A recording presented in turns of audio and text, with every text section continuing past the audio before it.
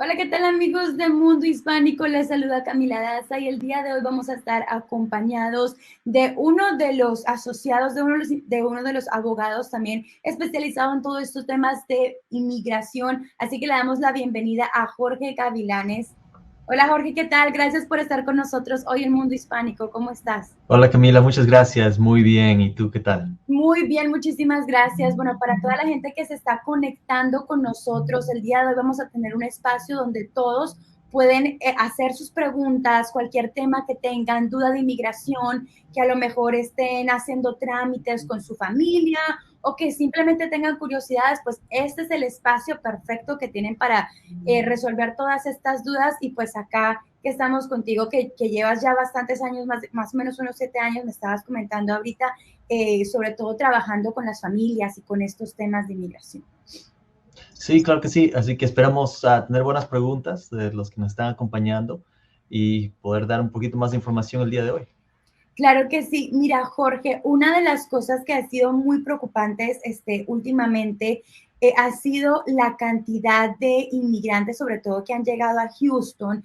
Se han hecho unos récords que más o menos durante este mes de julio las autoridades fronterizas registraron más o menos unos 212.672 inmigrantes indocumentados, el mayor número en 21 años. Entonces estamos teniendo una ola bastante grande de inmigración. Y aquí la pregunta para ti sería más que todo, ¿cómo, bueno, porque obviamente como es un volumen tan grande, muchas veces el gobierno no está preparado para este recibimiento de todos estos inmigrantes? Cuentan que hay personas que obviamente llegan de las paradas de los buses, que duermen en los andenes porque no están preparados para esto, pero ¿qué opinión tienes tú al respecto? ¿Cómo el gobierno lo está manejando? ¿Cómo lo podría manejar mejor? ¿Qué nos podrías decir sobre esta oleada tan grande de inmigración que estamos teniendo este año? Bueno, primero que nada, en cuanto a los casos que están llegando, lamentablemente tienen que pasar por el proceso de en que inmigración los recibe, tiene que tomar datos personales para poder crear un récord y ya va a depender de ahí de cada caso. Si es una persona que está entrando con una familia, esposo, esposa, hijos, o es solo una madre soltera, o solo es un padre o madre, o no están solteros, no tienen hijos. Cada caso entonces va a crear un poquito de diferencias de qué es lo que sucede a continuación, después de que se tiene inmigración. Incluso de ahí pasándolos ya a manos de inmigración en el interior o fijándolos para una cita con la corte a un futuro en la ciudad a donde se van, a la que se dirigen. Entonces, va a depender de cada caso, del punto de entrada, cuánto tiempo van a estar detenidos. Si son niños, normalmente los tienen ahí un tiempo hasta que ya pueden hacer un contacto con una persona adulta que se va a hacer responsable de esos niños antes de permitirles entrar. Todavía estamos escuchando personas que están siendo detenidas, que están transportando la frontera a los centros de detención en el interior de los Estados Unidos. Entonces, lamentablemente es un proceso que tiene muchas fallas. Hay muchos problemas en el proceso, en el sistema que el gobierno ha implementado, como mencionas, a veces con el simple hecho de la cantidad de personas que están inmigrando a los Estados Unidos, crea problemas en la manera que el gobierno maneja estos casos. Todavía vemos problemas con las personas, el trato que se le está dando en los centros de detención, acceso a abogados, acceso a representación legal o asesoramiento legal. Incluso estamos viendo también que están empujando a que el gobierno inicie nuevamente la práctica de enviar personas a esperar su proceso de asilo en México, que fue un proceso que el presidente Biden terminó este año. Entonces, hay mucho camino por recorrer aún y cambios que se deben efectuar, pero obviamente con la cantidad de números que se están recibiendo, es un proceso que no se avanza de un día para el otro. Así es, y más ahorita que también, aparte del proceso que de por sí es bastante largo y aparte de todo lo que vivimos el año pasado, de tantos niños que fueron separados de sus padres y luego todo el trabajo que han tenido que hacer para tratar de reunificar a estas familias, encontrar a las familias de estos niños separados y que fueron cientos de ellos, aparte las condiciones y todo, porque eran demasiados en las que estuvieron, pues ha sido bastante fuerte. Y aparte ahorita con lo que está pasando, pues hay que sumarle que también están exigiendo pruebas de COVID-19, entonces están necesitando muchos voluntarios para que les den asilos, para que les den comida, para que ayuden con muchísimas cosas. Pero bueno, vamos a estar hablando muchísimo más de este tema ahorita. Tengo una pregunta de una persona de nuestra audiencia. Mira, Shelis Reyes nos dice: buenas tardes, abogado. Yo tengo asilo político, soy mexicana, pero tengo un hijo nacido acá. Yo entré ilegal. Bendiciones. ¿Qué comentarios nos tienes para Shelis? Bueno, el que diga que tiene asilo político, me imagino que tiene una solicitud de asilo que está pendiente con la oficina de inmigración. Si entró indocumentadamente inmigración, eso es, falta un poquito de información aquí con este caso. Me imagino que quizá tiene una audiencia con una corte de inmigración si entró indocumentadamente y la detuvieron al ingresar. Entonces, lamentablemente, sin conocer más de los detalles de las razones por las que está pidiendo asilo político, es difícil, bueno, asilo, ¿verdad? Asilo político es específicamente una razón política y realmente no existe eso para México. Entonces tendríamos que ver cuál es la razón por la que está pidiendo asilo en los Estados Unidos, cuáles son esos motivos y qué es lo que va a suceder. Lamentablemente, para la gran mayoría de mexicanos, el caso de asilo no es un caso que funciona, efectivamente, menos aquí en el área de Atlanta donde nosotros ejercemos. Los jueces aquí en Atlanta tienen un mal récord en lo que viene de aprobaciones de casos de asilo. Entonces tendríamos que ver qué va a suceder ahí. Teniendo un hijo ciudadano, bueno, quizá tenga una buena opción, Chelis, de pedir ahorita que considere el fiscal cerrar el caso o inactivarlo, que son otras las opciones que se están dando hoy en día. ¿Cuánto podría tardar un proceso de asilo político para una persona de México, de pronto comparado con una persona de Colombia o de otro país? ¿O no necesariamente tiene que ver el país? No, realmente no hay diferencia entre países. El proceso de asilo Okay. es igual para todos los países y es un proceso que está tomando años. Va a depender mucho, más que nada, si es que el proceso está ante un juez de inmigración o si lo está viendo la oficina de asilo. La oficina de asilo de por sí se va a tardar quizá unos 4 o 5 años en procesar el caso y un juez también habrán ciertos problemas. Ahorita la corte no puede avanzar con casos, o mejor dicho, audiencias preliminares por lo del COVID. Entonces solo están haciendo juicios, casos que ya estaban programados antes de la pandemia. Entonces a partir de ahí tendrán que uh, empezar a programar más casos, pero a menos que vayan a una audiencia preliminar donde se revisan los documentos y ya se fija la fecha final, va a haber también, va a disminuir la cantidad de casos que van a estar procesando. Mira, por acá tenemos a Leticia, que igual nos falta un poquito más de información en esa pregunta, pero dice: ¿qué va a pasar con las personas que están esperando salir del país? ¿Cuánto hay que esperar para la cita? Me imagino que a lo mejor tiene un permiso de trabajo y todavía no le ha llegado la residencia. No sé muy bien el caso de esta persona. Sí, o sea, por la información que nos pone en el comentario, puede ser que esté esperando su cita para la residencia en el extranjero, una cita en el consulado tal vez, y Leticia nos puede proporcionar un poquito más información en otro comentario si gusta. Así que me estoy imaginando de eso. Si es así, o sea, tomemos ese caso, una persona que está aquí esperando su cita para ir al consulado, digamos que sea de México, o sea, el consulado va a ser en Ciudad Juárez. Lamentablemente Ciudad Juárez está extremadamente atrasado. Estamos viendo ahorita casos que ya han estado listos para una entrevista de 1 año y medio a 2 años. Entonces están demorando bastante desde el momento que queda el caso listo hasta que el consulado les da cita para poder procesar su visa. Entonces, quizás eso es lo que se está refiriendo, es ahí cuánto tiempo hay que esperar para la cita en el consulado. Ciudad Juárez es uno de los más atrasados, yo diría ahorita aproximadamente unos 2 años. El resto va a depender de qué consulado tiene en su caso. Mira, por acá también tenemos una pregunta de Elizabeth Gómez. Ella nos dice: buenas tardes, abogado. ¿Qué va a pasar con los que aplicaron para el DACA? Bueno, las aplicaciones de DACA por primera vez están completamente detenidas. Entonces, si estamos hablando de que solicitaron el DACA por primera vez, entonces Inmigración nos ha informado que los van a dejar a un lado, no van a tomar una decisión final en el caso, simplemente van a esperar a ver qué pasa con esos casos de DACA antes de negarlos o aprobarlos. Para las personas que no alcanzaron a solicitar el DACA por primera vez, por el momento no se puede hacer, así que tengan cuidado, no dejen que personas le digan que pueden mandar su aplicación. Yo diría por el momento esperen. Por otro lado, las personas que aplicaron para la renovación, eso sí continúa. Renovaciones de DACA, permisos de viaje para las personas que tienen DACA continúa y recomendamos que sigan haciéndolo a tiempo. 6 meses antes de que se vence su DACA deberían estar renovándolo. permisos de viaje, si su DACA está vigente, deberían pedirlo.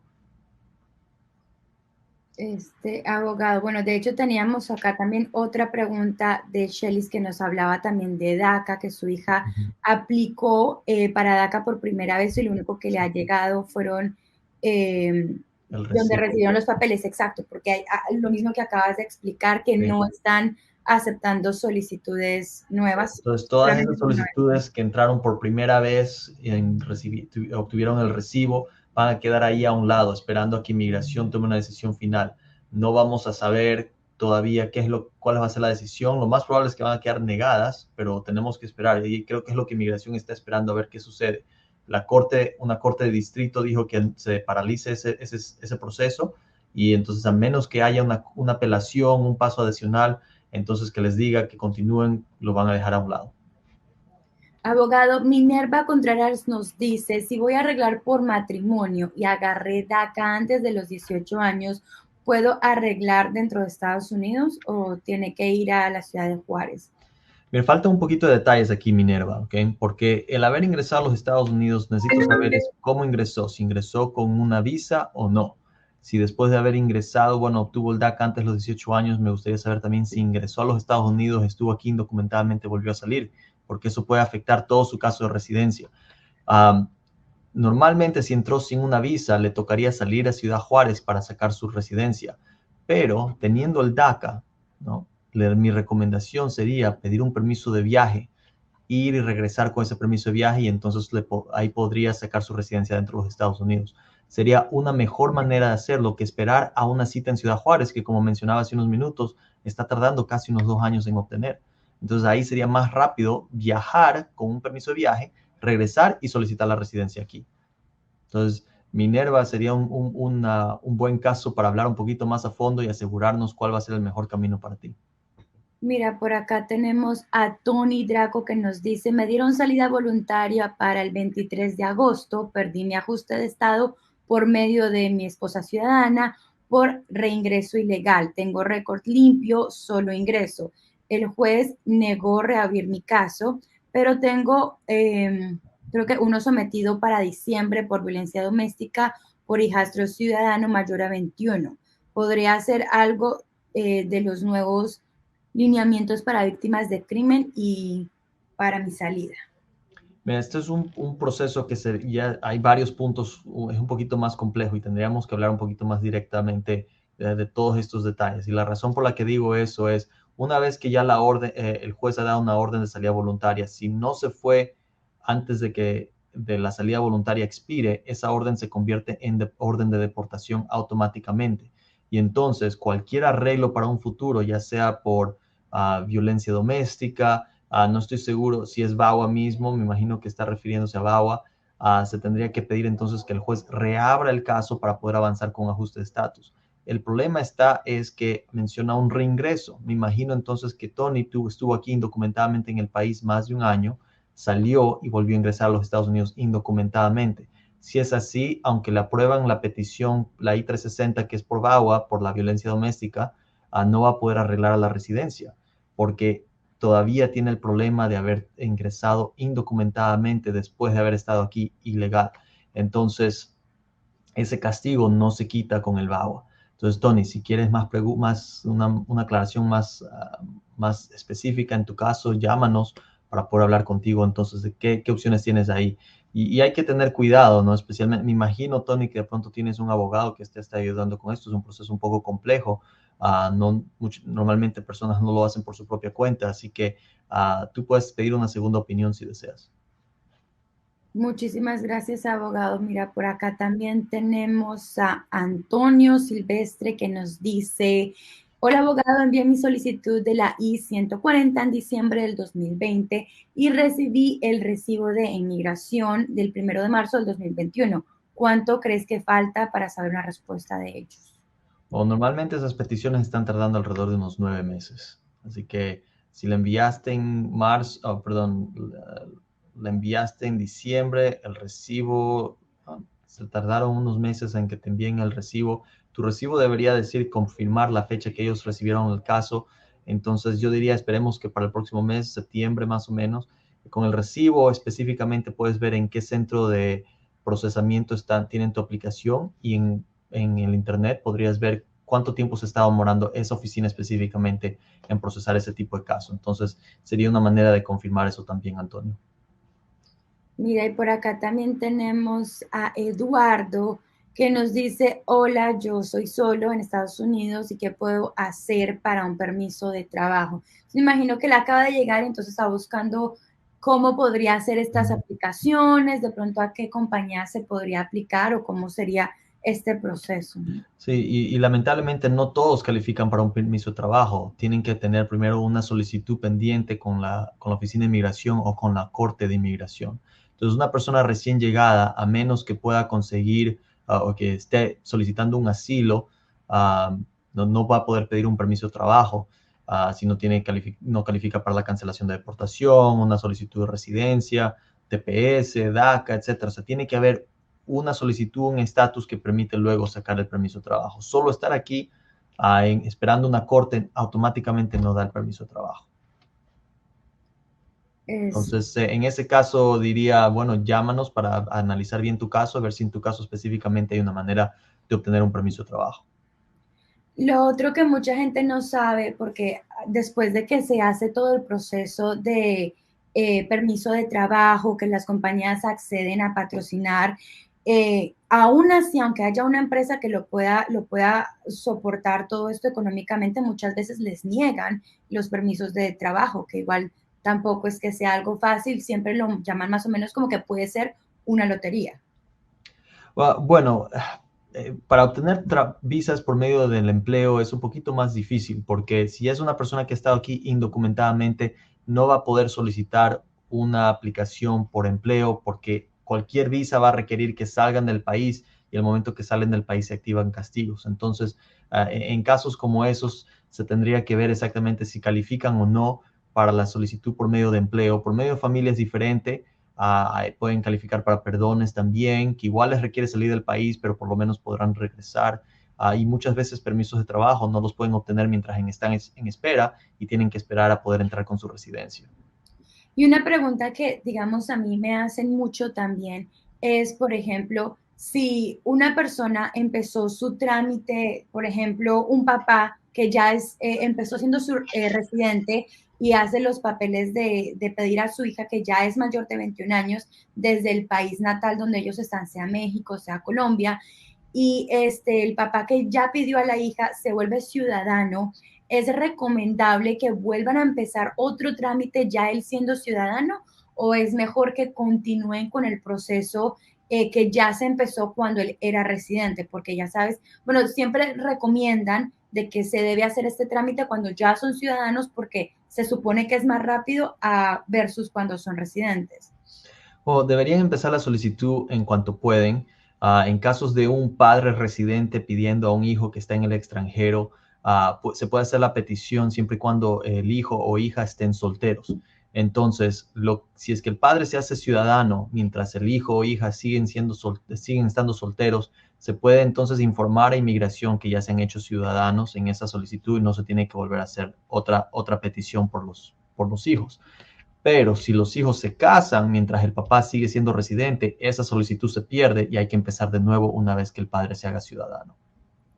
Pero entonces no es necesario volver a empezar, sino simplemente actualizar la forma. Y hay ventajas al actualizarlo, de decir que ya el papá es ciudadano, cambian algo el Entonces, proceso. en ciertos casos va a depender de qué es lo que sucede primero, ¿verdad? Entonces, no en todos los casos se va a necesitar enviar una nueva solicitud, en ciertos quizás sí sea necesario. El informar simplemente nos da la opción entonces de avanzar por medio de la espera para ciudadanos o por medio de la espera para residentes. Entonces, en ese caso se da la opción. Incluso ahorita, los hijos mayores de edad de residentes que están solteros está avanzando más rápido que los hijos mayores de edad solteros de ciudadanos. Entonces, en esos casos podemos pedir mantenerlos como hijos de residente y no cambiarlos a la lista de espera de ciudadanos. Y los hijos que nacidos en Estados Unidos, ¿a qué edad pueden pedir a sus padres? ¿A los 18 o a los 21? A los 21 años pueden pedir a sus padres. ¿Sí? Ok. Pero, es Mira, bien, pero es bien importante aclarar ahí, porque eso es una de las preguntas que recibo yo, ¿no? De 9 de 10 veces quizás, ¿verdad? Mis hijos me pueden pedir. Un hijo puede pedir a un padre, ¿verdad? Eso siempre se puede hacer, pero la petición es simplemente es el obtener un cupo. Es como cuando uno entra a una tienda y toma un número para obtener un turno, ¿verdad? Para que lo llamen a poder ordenar lo que uno quiere, ¿verdad? Es bien parecido a eso. Cuando un hijo pide a un padre, se está pidiendo un cupo, un turno para una visa. El problema es que ese padre luego va a tener que comprobar que califican para esa visa. Y si han entrado indocumentadamente, no van a calificar aquí, van a necesitar salir del país y se va a requerir un perdón. O si han entrado varias veces, entonces ya no hay un perdón para poderles ayudar. Entonces, a pesar de tener un hijo mayor de 21 años, quizá cuando llegue su turno no puedan sacar la visa. Entonces, es bien importante aclarar que son dos pasos diferentes. Un hijo puede pedir a un padre, pero quizá el padre no pueda sacar residencia después. Bueno, eso sí es muy importante. Gracias por la aclaración, porque hay muchísimas personas que sí tienen esa duda. Mira, por acá tenemos a Beatriz Borbon que nos pregunta qué puede hacer si quiere arreglar sus papeles. Tiene 20 años de estar acá, que ha hecho sus taxes y tiene un récord limpio. Bueno, todos esos detalles son buenos, pero si no tienen un hijo mayor de 21 años y una entrada legal, no van a poder arreglar. Si no están casadas con un ciudadano, no tienen papá o mamá con papeles para poder pedir un perdón, si es que entraron indocumentadamente, no podrían arreglar. Entonces, en estos casos, Beatriz, necesitaríamos es hablar de esos otros puntos, ¿verdad? Tienes 20 años aquí, me imagino que no estás en proceso de deportación. Entonces, si tienes un hijo mayor de 21 años, perfecto. Ahí necesito saber, ¿entraste con visa o sin visa? Si entraste con visa, te pedimos la residencia. Si entraste sin visa, te voy a preguntar si tienes papá o mamá con papeles o un esposo o esposa, ¿no? En ciertos casos con papeles también, ciudadanía o residencia, para poderte pedir el perdón. Entonces son esos otros detalles que necesitarías saber antes de decirte si es que tienes una manera de arreglar o no. Mira, por acá también tenemos a Gabriela Álvarez que nos dice, hola, buenas tardes, abogado. ¿Cuánto tiempo dura una petición de ciudadano americano? Me dieron una salida voluntaria y solicitud. La petición en noviembre del 2019 y el 24 de marzo. Mi estatus cambió y están me imagino, revisión activamente. ¿Cuánto tiempo falta para que aprueben? Tiene 22 meses de estar fuera en Honduras. Entonces, no entiendo muy bien la pregunta, Gabriela, y quizá me la puedas aclarar un poquito. Entonces, entiendo que estás fuera de los Estados Unidos, estás en Honduras, una petición de un ciudadano americano, me imagino que es un esposo, y saliste voluntariamente, o sea, saliste con orden de salida voluntaria durante el tiempo correspondiente o te pasaste el tiempo que te autorizaron, porque necesitaría saber si se convirtió eso en una orden de deportación o no. Solicitaste la petición en noviembre del 2019, bueno, están esperando a que se apruebe tu petición y 130, me imagino. No sé a qué te refieres que tu estatus cambió en marzo del 24, que quizá te refieres a que en el sistema parece que están revisando activamente tu caso ahorita. Si es una petición y 130, sí, se ha pasado ya del tiempo, diría, normalmente se demoran como un año, estamos ya hablando de año y medio desde que se envió la solicitud. Entonces, quizá en esos casos, Gabriela, podrías pedir que Inmigración te dé un informe de qué está pasando con tu caso, pedir hacer como una encuesta con Inmigración directamente. Y si eso no ayuda, y podríamos ver si tu esposo está viviendo en qué estado, se podría pedir que un senador o un congresista del estado donde vive tu esposo ayude a indagar con Inmigración qué está pasando con tu caso. Ok, abogado, bueno, ya casi estamos terminando con estas sesiones de preguntas, pero un caso que me llegó a mis manos en particular, un amigo me estaba preguntando porque él tuvo su entrevista para la ciudadanía, ya hizo todos los procesos, aplicó todo muy bien, hizo el examen, pero en medio de su entrevista le preguntaron por sus papeles de servicio militar, si se había registrado a prestar servicio militar y él dijo que no. Entonces, según lo que le comentaron a él, es que de los 18 a 26 años es obligatorio para los residentes que se registren al servicio militar o algo por el estilo, y si no lo hacen hasta los 26, entonces no pueden ser ciudadanos. Sí, ese requisito es, o sea, es una solicitud de ciudadanía para una persona residente, ¿verdad? Entonces, en esos casos, personas que están aquí como residentes entre esas edades que mencionas, de 18 a 26 años, tienen que registrarse no para prestar servicio militar, es una lotería para, para el reclutamiento de personas al militar, ¿no? Um, y es requerido para todos los hombres de 18 a 26 años de edad. No se ha utilizado ese sistema de lotería desde la época de Vietnam, pero aún así es un requisito. Por el momento, el ejército americano es completamente, es completamente hecho por voluntarios, ¿no? Voluntariamente, personas se registran para prestar servicio militar, entonces no han tenido que hacer una lotería para obligar a personas a prestar ese servicio militar en los Estados Unidos desde la época de Vietnam, como menciono. Pero aún así, todo varón de 18 a 26 años tiene que registrarse en ese sistema de lotería por si acaso llegase a ser necesario. Es requisito bajo la ley. Pero entonces, si una persona, en este caso, no se registró, digamos que se volvió residente a los 26 años o 25 años, entonces no ya no es se requerido. registró porque no sabía y pasó sus 5 años de residencia, cuando aplica la ciudadanía, él no va a poder ser ciudadano, o hay algo que pueda hacer para cambiar eso. Bueno, si él sacó la residencia después de los 26 años de edad, entonces ya no es requerido registrarse. Pero Entonces, si es antes de los 26, si si antes se de los volvió 26, residente a los 25 y sí, ahorita tiene 30 años, ya no puede hacer nada. ya no puede hacer nada y va a tener que dar una explicación de por qué no se registró, cuál fue Y la hay, razón. Y y hay entonces, penalidades de eso. normalmente se toma en consideración en cuanto al carácter moral de la persona. Entonces, podría aplicar la ciudadanía todavía, puede dar una explicación de por qué no se registró con el sistema, ¿no?, de Selective Service. um, y, y si fue simplemente falta de conocimiento, que no sabía y por eso no lo hizo, ya es muy tarde registrarse, entonces lo tomarán en consideración y no debería ser gran problema. ¿Has visto un caso parecido de que a lo mejor les otorguen aún así la ciudadanía por Sí, falta de conocimiento? ¿Ha pasado? sí, sí, varias veces. Sí, Ok. claro Bueno, que sí. para ya terminar, que ya estamos concluyendo nuestro programa de hoy, te quería hablar un poquito sobre todo el tema que se está viviendo en Afganistán después de la retirada de las tropas de Estados Unidos allá, y todo el revuelo con los refugiados y los afganos que están tratando de salir del país.